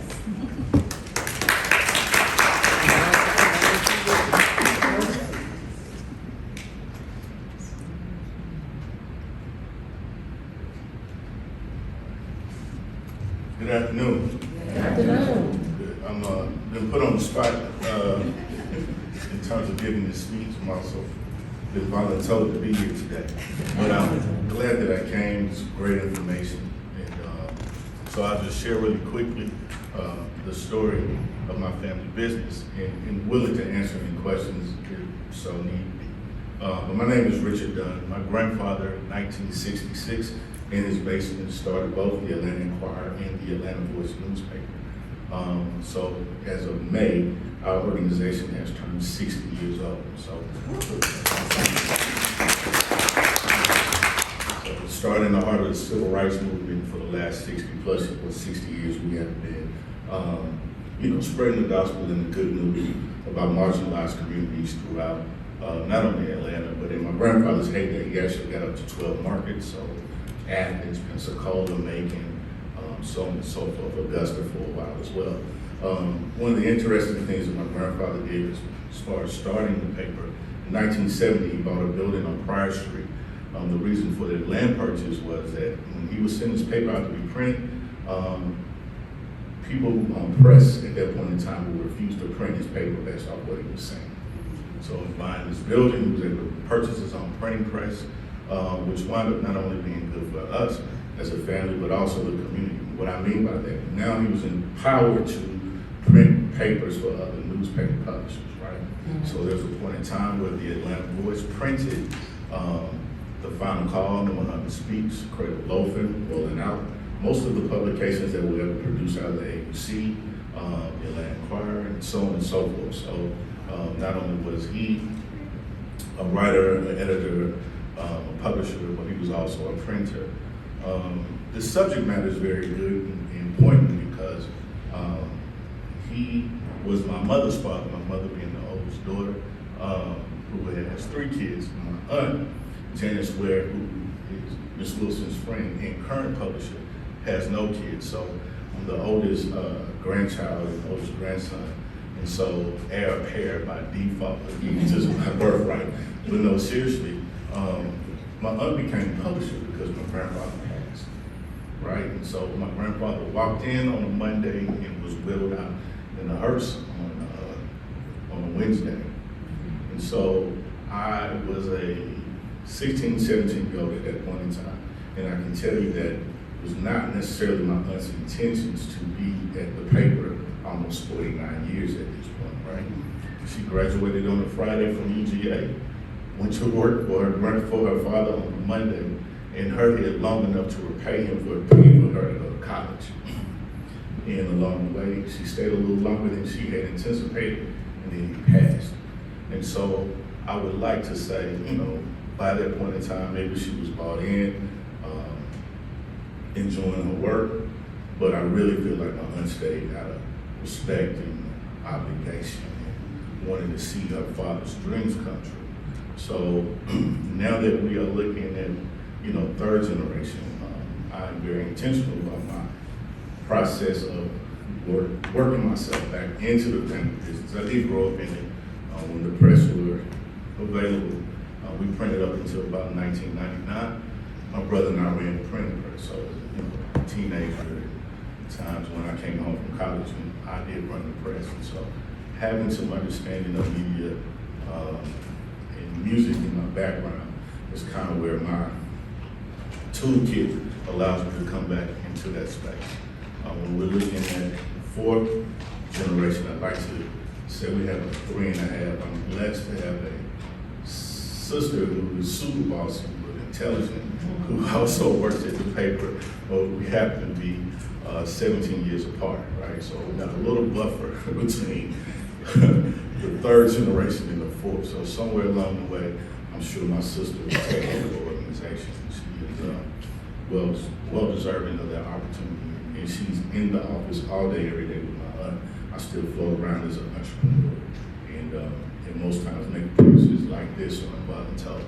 So what I will say that, you know, while we are going through our particular transition, everything that everybody said today is important, needed, and necessary.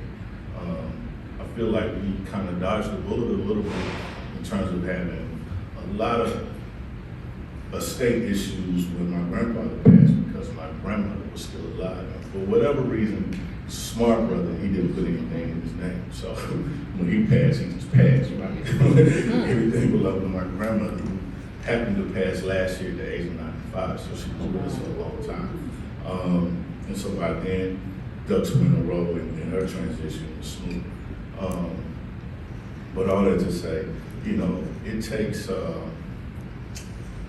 real intentionality, I feel like, to pass a business along, especially in our community. A lot of times we hold on to things until there's nothing to hold on to. And I've seen them be a detriment to some of my friends who have inherited businesses. So one piece of advice I would say is that, you know, if you really want your kids, or you identify the next generation, get them involved to some capacity very early. Systems and processes matter. To the gentleman's point earlier, you being overly involved can not only diminish the value of your organization, but throws off the workflow. And you find out that people are in business with you versus business with your brand, you know? And you don't want to learn it the hard way. So we are intentional about you showing up as the next publisher. However, I don't feel like my aunt will ever stop being the publisher. She probably will be the publisher till she closes her eyes, and she earned it, and that's okay. But she's definitely a lot, you know, working in the office as much. I think that has been a pretty cool part of our transition. She comes to the office when she feels like it. Technology allows her to do that. I'm here, my sister's here, so we're able to be active. My sister and I collectively make all the daily decisions about the organization now. And we go to her when we feel like we're about to spend some money that she's going to question. Other than kind of do what we do. And I think the good part about that is that, you know, we're able to take the organization forward in the sense of, especially in media, you know, people assume content very differently. It's a digital space, it's a digital game. We still print, but respectfully, my husband, newspaper publisher. We are trying to evolve into a media company. And so she's done her part, and my sister and I leading the charge of what we look like digitally, I think is important, because wherever we land, we have to execute that, we have to facilitate that. So the beauty in all of that is if we feel like we make a mistake, or feel like we need, you know, a get out of jail free card, my aunt's a phone call away, right? But we're comfortable enough to learn as we grow and make our own mistakes, and I'm grateful that my aunt is giving us that opportunity to do that. Outside of that, I really don't have much to say. I hope what I've shared is of use to you guys. I'm open to answering any questions that anybody may have at this moment. No, even better. Thank you guys for having me. Appreciate it. A lot of blood, sweat, tears, arguments, and everything, but you've survived, and so we continue to lift you up, and hope you'll continue to survive another 60 years. So thanks for being here. At this time, we're going to open the floor for questions. We'd like for the Edward Jones team to come up, and you to come up as well. I'm going to come up, David as well.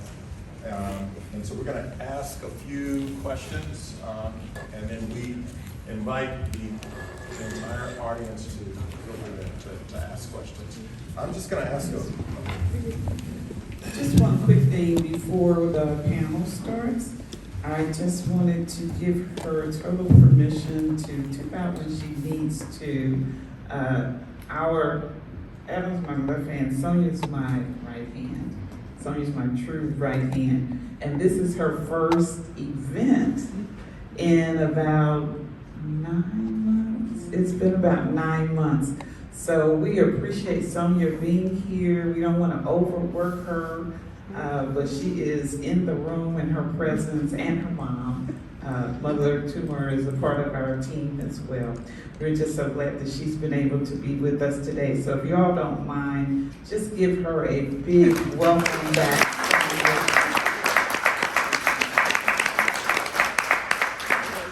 I haven't been right since she's been away.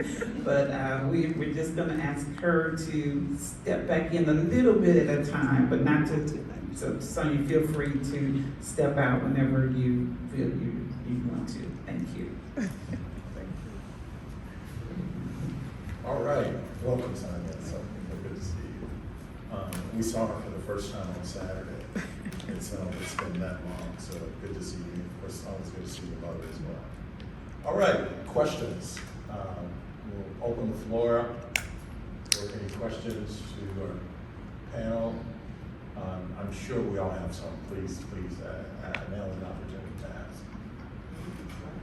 Okay, I have a few questions. I was going to start, but I wanted to give you all the opportunity to speak. All right, well, I'll start.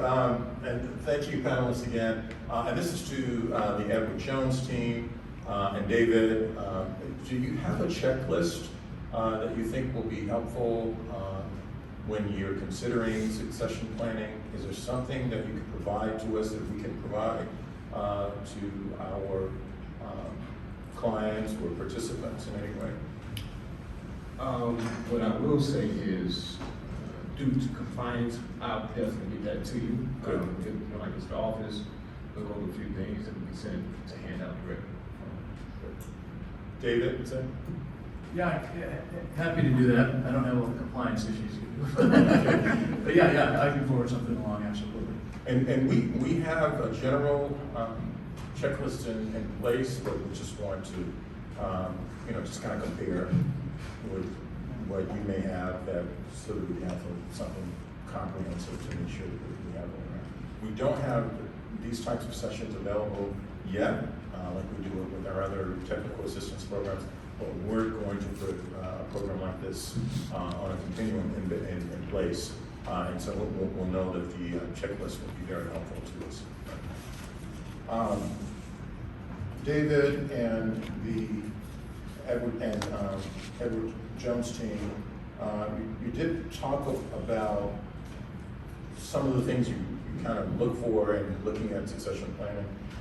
Is there any type of training or any type of additional educational opportunities that you would recommend to those who are in the process of beginning to think about succession planning, like today, or is there something else you would recommend?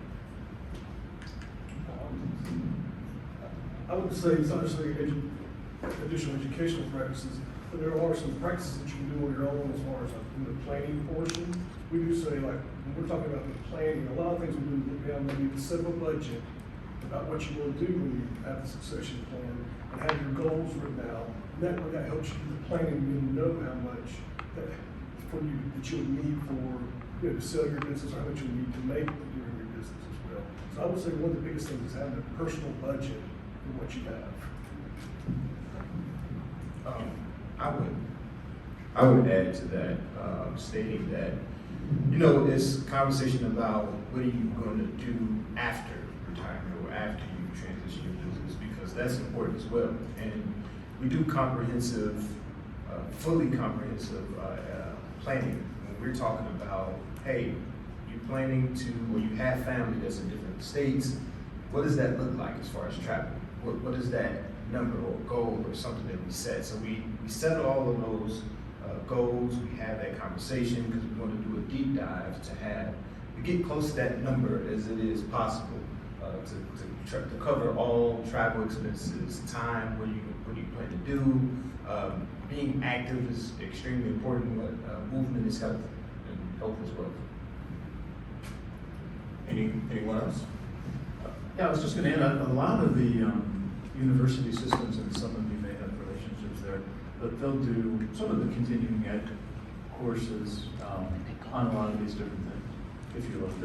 There's so much out there. Somebody mentioned the Sophie tsunami and the number of baby boomers getting out. So everybody's talking about succession planning, exit planning these days. So there really is no shortage of information and opportunities to learn more. All right.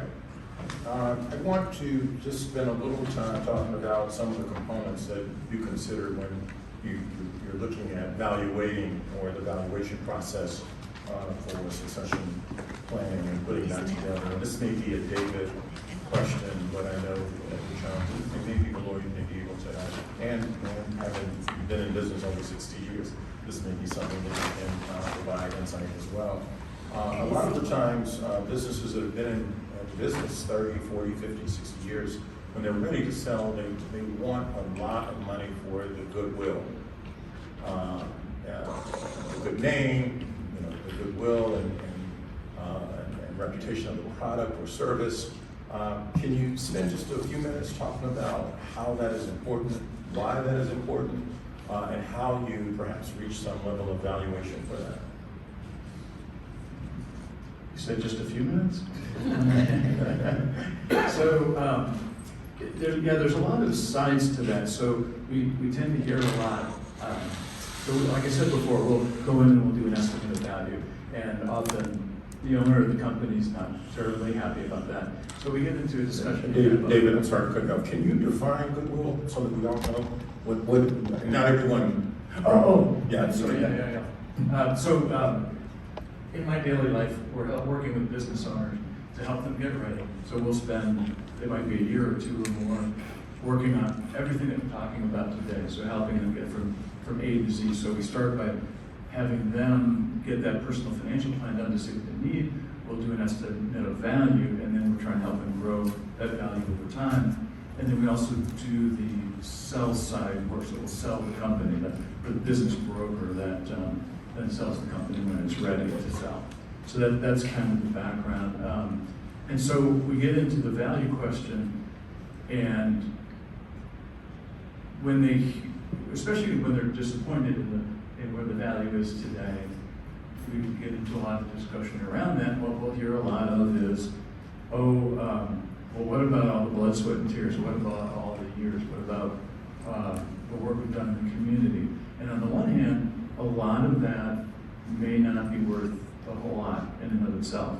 Now, the opposite side can be true if you think about, I'll go to bigger companies, but there's something that there's actually value in a well-known name like a Coca-Cola or a Netflix or those other brands that you hear. So in the smaller companies, there may or may not be a lot of value in those items, right? It's going to come back more to cash flow in the business, how well the business is running, and then what a buyer can do after buying it to grow it even further. So yeah, it's something we look at every time. We look to see if there's processes, patents, the logos, the mark, the brand, and there could be some in some of the smaller companies, but it's on the smaller end, it's going to be more about the operations, the company, the people, and everything we've talked about this morning.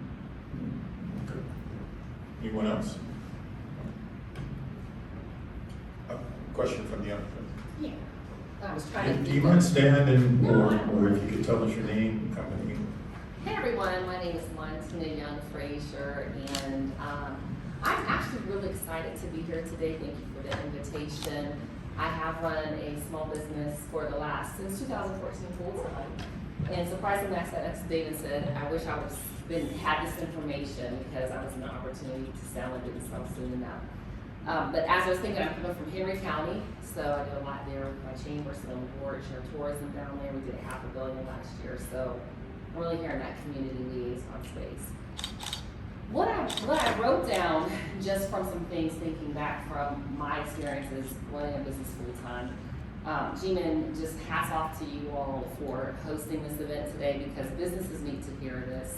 And I think especially in a lot of communities, Black businesses, women-owned businesses, that's what I saw minority. I'm like, oh, the women were kind of, when you think minority, you think women-owned as well. But this conversation is missing because a lot of them are service-based businesses, so it's the industry, and oftentimes it's very difficult to sell. But there's a book I read in 2012 called Built to Sell. So it really kind of gives you the framework of what that looks like and how to build that. And then also I just wanted to add here, what was really helpful for me, my financial planner, was that number. So I was always investing in my retirement. And so my husband's a retired veteran, 100% disabled. So what that did, disability, not disabled, depends on the day. But it really is helpful to think about what that number looks like. So I actually wanted you all to talk a little bit more about that number for small businesses, retirement planning, because they need to have retirement before they get to succession planning, and how you all might be able to incorporate that with the GMEN or Women Business Entrepreneurship Network, in addition to working with our attorneys to just create something where we're not just talking about the end. Most businesses can't think beyond where they're at right now, but what it would look like if they started the planning process in a very realistic manner. So that's my question. Thank you. Let the panelists. Yeah, so when we are talking about the planning aspect, that number, right? We have a number where we say, hey, so what is the number that you believe that you're gonna need in retirement? What's that number? If it's $70,000 a year, $75,000, whatever that number is, we need to know what that is, because then, as present day, we can start to plan. We put money away for retirement, whether you're a small business owner, so you can do SEP Simple, owner 401k, put money away. It allows you to put a good deal of money into these type of retirement accounts. Some are advantageous where you can pay taxes on them now, or some are advantageous where you just wait and you put money in, and when your interest rate, not interest rate, the tax bracket decreases, then you can start taking money out then. So it just depends on where we are now, what we need based on that number. That's the budget. What's the monthly budget? That goes into personal as well as business, and that's what Brad did mention about that number. Putting together a plan, how much you pay yourself, because of course, as business owners, you know, the more you keep, the more you pay taxes on. But the less you keep, the less you pay taxes on, right? So you put that money into some type of retirement vehicle. And then it doesn't stop right there, right? Once you hit those numbers, 70, if you can do 7,500 into a retirement account for the year, okay, what's the next thing? We want to keep that going. You don't want to just stop there. Then if you had a owner 401k, you can contribute as the owner and as an employee. So there's so many nuances that fit everyone when it comes to building for that retirement and that number.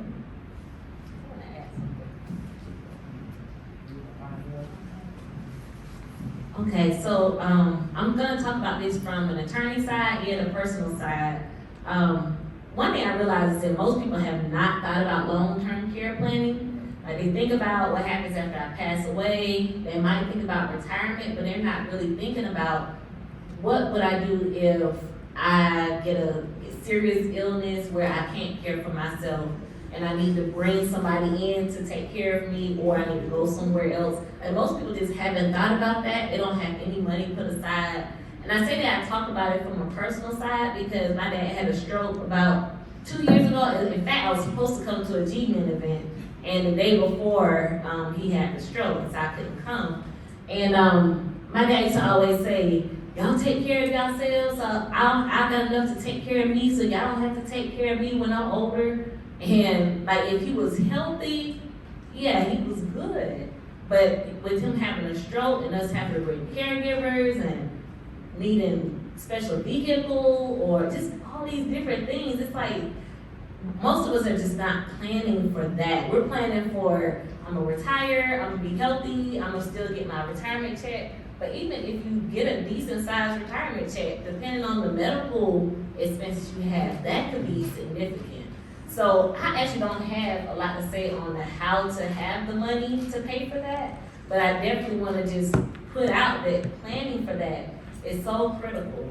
And we want to think about, are you building your assets to take care of yourself in your old age, or are you wanting your assets to be around after you're gone for your children, for those who come after you?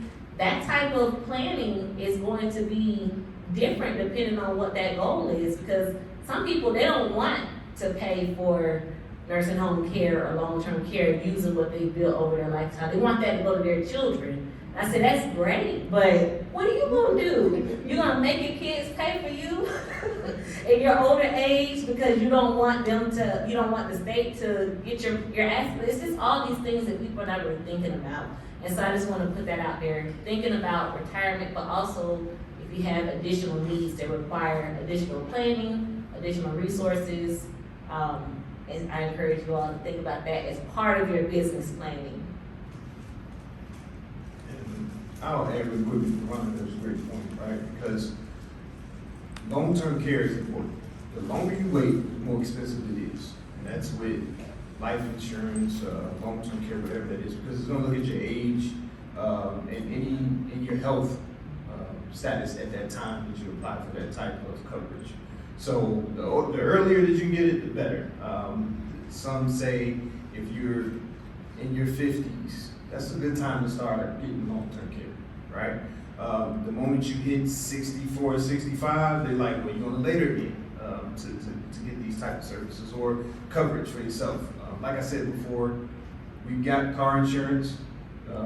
We should have life insurance because That's the number two thing that we can always guarantee is going to happen, taxes and deficits on insecurity, right? So, that's important. Thank you for bringing that up. Anyone else? Any other questions? Question about the current world. Is there value to things like to things like a database of clients or impressions, or do those things have like actual quantifiable value? Because I'm thinking you all have a serious database of people who've either been subscribers or lists and your magazines are everywhere. You can pick them up all over. Does that add to the value, or is that kind of maybe something that's not as considered a value? We earn income off that data as of right now, right? What I don't know is how it's valuated at the point that it's kind of sold. I'm sure that it should be, right? But digital data and your ability to move product or service in a speedy manner is invaluable in the sales process. And I don't care if you're selling insurance, advertisement, soda crackers. It's needed and necessary. It just is. So, with how it's valued and more importantly, I guess it would kind of also go back to their point of it's one thing to have it, it's another thing to know how to use it and use it properly, and then who's the subject matter expert at the point that you are making that transition. So I'll pause because I don't know that part. No, that's great, and it's a wonderful question. I love it. And in a word, yes, really valuable. Think about databases of customers. Think about followers on Facebook or Instagram, or I'm too old to know the other ones. But all those things, you got those names. They're attached to you, right? They're following you. They've typically subscribed or opted in, and so it's a workable database. So a buyer looking at that is going to look and say, wow, first of all, every buyer pretty much is going to buy your company, not to keep it flat, right? They're buying it to grow and take it to that next level. And they're going to be looking at that database, not just in terms of how you're monetizing it today, but okay, now what can I do with it further? Maybe I can add a complementary business in another one and sell more to those same people. So yes, absolutely. One of those, that may go back to your earlier question about a little bit quote unquote intangible, but I don't call that intangible. That to me, that's really tangible. I'll speak on this. So my other world, I'm an insurance broker, right? And so in this economy, we are seeking in evaluating people who are we're evaluating books of business, right? And so using this example to answer the question, for us, in consideration of purchasing that book of business is the retention. So like, is the customer going to stay, or is the customer going to leave because they were so attached to this Wilson being that agent or not, right? So retention in data is also something to be considered on the purchasing side. Tristan? I just wanted to know, what is your recommendation for early stage founders around being too attached to their brand identity? So when does that start? And in my experience, it has a lot to do with capital, because when you lack capital, you cannot hire adequate team to do certain functions of your business, so then you assume all those roles. So when you deal with like long-term folks, have they surpassed the need to do everything? They have the funds, they just got used to doing all the things themselves, and they are, they want to kind of keep it that way. And then in a perfect world, what would you recommend an early stage founder at what stage, 2 to 5, to start kind of hiring out at the earliest so they won't kind of hit the ceiling? I would use this as an example, right? There's a book called the GMEN, right? And the basic philosophy of the book is like there's a difference between working on your business and in your business, right? And if you're stuck working in the business, you, to me, dictate the value of said operation. It's very different when you have a staff and a team and it kind of flows without you. So as a habitual entrepreneur. I've been in those spaces where you start and stop. But for me, there was a point in time when to the restaurant business, and we were able to scale, we were able to duplicate, and have multiple locations. And that's only became practical for us when we stopped doing everything, right? And so systems and processes and training, it's a different headache, but you go through the whole process of always hiring, training, to the point where you can be out of the business, and then you're able to scale, and then to me, then there's something to sell. It's kind of not gonna happen if you're doing everything. So I would just be mindful of that. And it's okay to me if you're gonna do everything, but then at that point, you probably need to invest in a product that allows you to retire comfortably, because you might not be able to sell. Bankhead Seafood is a great example of that. That lady worked 50 years. Nobody wanted to take over, so when she retired, she closed. She just so happened to have kids like us in the neighborhood, Killer Mike and T.I., believing in their brand, because we ate there every day after school, that they bought it, and they were able to turn it into something. But that was more like novelty, nostalgia, the fact that we just didn't want to see it leave. But I'm not the expert on that. No, that's perfect. I went right where you went to. Michael Gerber is the author of the GMEN Revisited, and I hand them out to my clients, like right at the beginning. One of the basic things in there that's really simple but powerful to your question is, he says, day one is just you, and you're doing everything, but do an organization chart. So you're at CEO and you're director of marketing and finance and everything else, and little by little, fill those in, and it doesn't have to be a hire. Coming back to the cost, find somebody, there's all kinds of part-time fractional, CFO might spend a couple hours a month in marketing support, a couple hours a month, so you can build that around until you are able to hire somebody full-time for one of those roles. So figure out how to make all those things happen. At the outset you're doing it all, but then little by little figure out a way to get help without the full impact of the salary. Yeah. That was good. Sure. Oh, I was just saying that was good. That was very good. Any, I have a question. This is the thing that I wanted to get out of today. One of the things. I work with a lot of farmers, and they're very attached to their land. They're very much attached to farming is them. And their father did it, their grandfather did it, or sometimes grandmother and great grandmother, and just the family lineage has continued through farming. And so I was just wondering, one thing that I've been wanting to bring to my clients is the philosophy of multi-generational family businesses, what makes them succeed, what makes them thrive versus the ones that don't. And I was wondering if anybody had any insights that we could share with families who want to have a family business, but they don't want to be one of those bad stories of there's another family business that by the third generation everything was lost. I was wondering if anybody had any insights on how to prepare. And so it's like two thoughts. One is family working in the business, and maybe families being more as in an advisory role and having other people come. I was just wondering if there are any thoughts from anybody on the panel. Yeah, you really have to be intentional about that from the start, and put systems in place. I go to that word again, but to do it right. So I'm friends with the Russell family, right? I know that their kids start in that business right after college. It's part of their thing, right? And I think every family has a thing. I think it's very important that you find a way to separate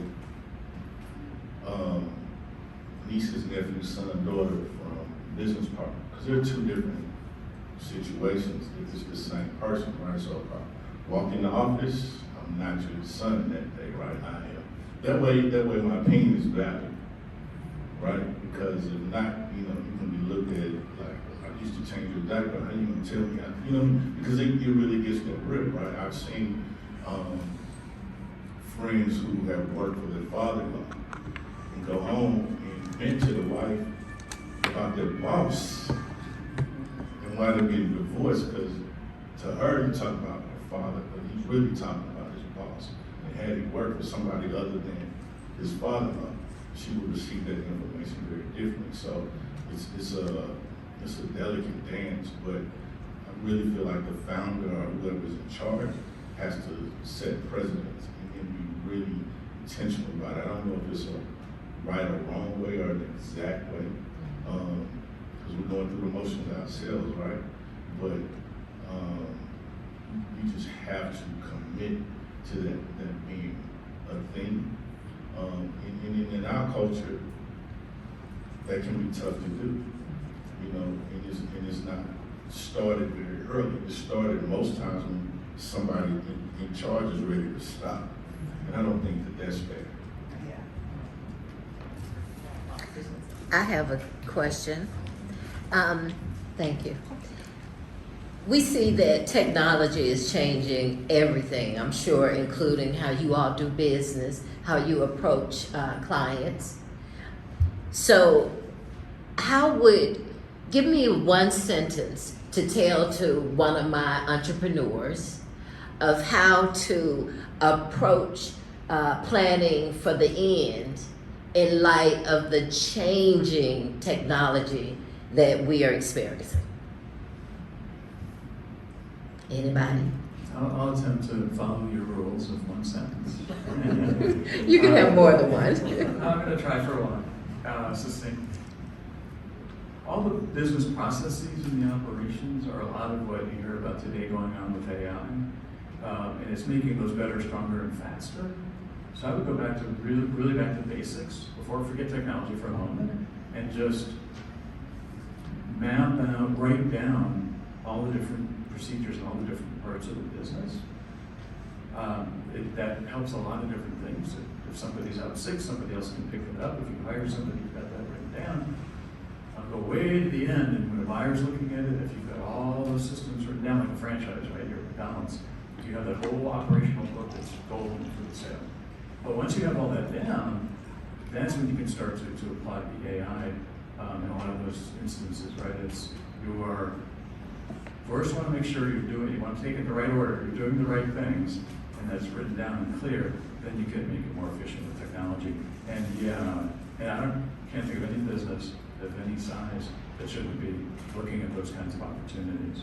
Absolutely. Thank you.